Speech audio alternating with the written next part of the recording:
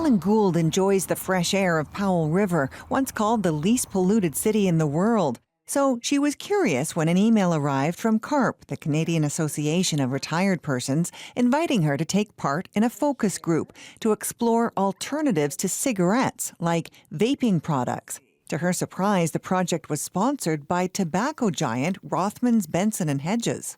I was just completely shocked that CARP would do this. You can't advocate for the well-being of seniors and then get in bed with big tobacco.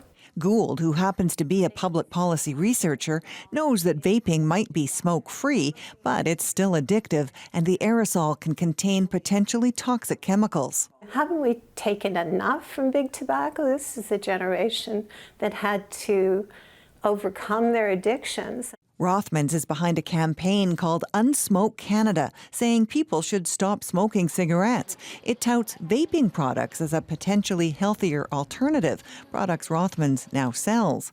But this tobacco researcher argues that vapes or e-cigarettes don't help most smokers quit tobacco. They either return to being exclusive cigarette smokers, or they become dual users of both e-cigarettes and cigarettes, and that's even worse. He argues the end goal of Rothman's campaign, get government to change regulations so vaping's not included under the Tobacco Act. That's what they want to achieve, legitimacy. And CARP is providing a platform for that legitimacy, which is absolutely wrong. The tobacco company said research with CARP's members is legal, appropriate, and essential. Gould emailed CARP to cancel her membership. The response in an email to go public from the association's president?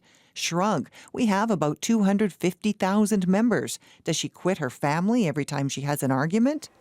CARP said it teamed up with Rothmans, Benson and Hedges after the company approached it, adding it thought raising the topic of smoking and alternatives was interesting. The organization declined to say how much money Rothmans offered it or whether the relationship would continue. Erica Johnson, CBC News, Vancouver.